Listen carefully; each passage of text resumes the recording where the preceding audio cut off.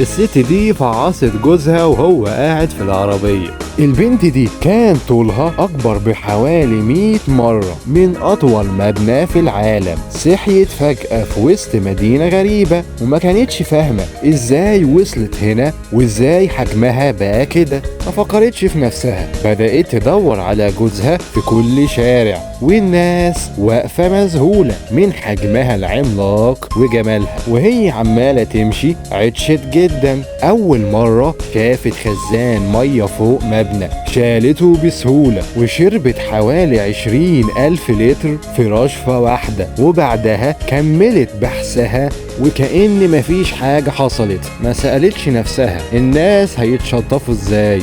بعد كده كملت بحثها عن جوزها وعدت من فوق كوبري. السواقين وقفوا خصيصا عشان يشوفوا المنظر اللي عمرهم ما شافوه في حياتهم أو شافوه مصغر.